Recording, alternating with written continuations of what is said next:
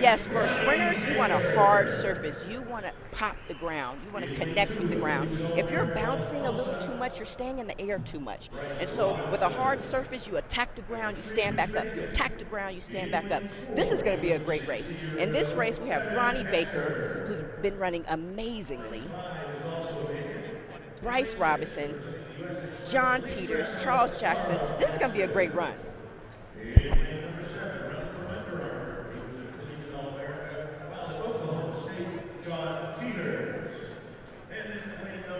This should be a very executed race from start to finish.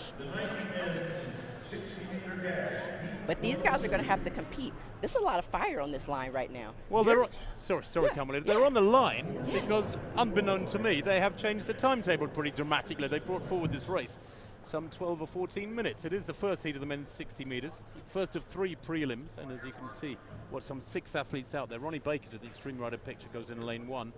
Bryce Robinson goes in 2. Then Ramonte McLean is a no-show in 3. Yes, he strained his groin yesterday while training, so he will not be competing at the USA Indoor Championships. Joe Morris in lane 5 was meant to be there. He's not there. But Charles Jackson in 6, John Teeters in 7, and Desmond Lawrence is in lane 8. Now Ronnie Baker in pretty good form. 6:45 last year, his PR. He's the extreme right of picture. Yes, he's in very good form, but he's going to have to execute. Now let's see what happens.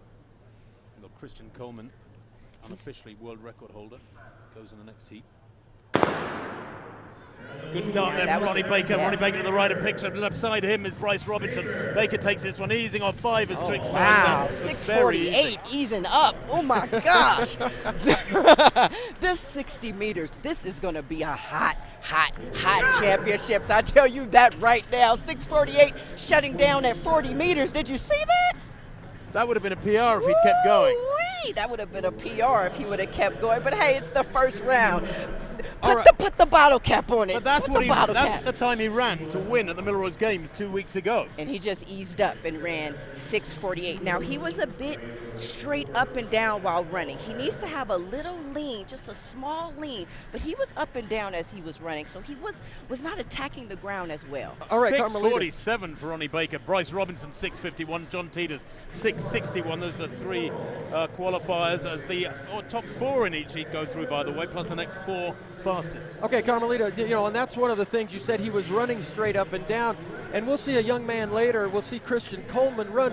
When Christian reaches his top speed, he seems like it's when he finally does get up and run.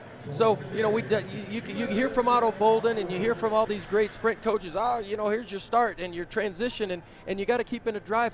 But when I see these guys run fast, it's when they are up in 4 to 5 steps and they are in full running stride. So what's wrong with being up, straight up and down and running? Well, there's nothing wrong with it. I don't want to say that there's something wrong with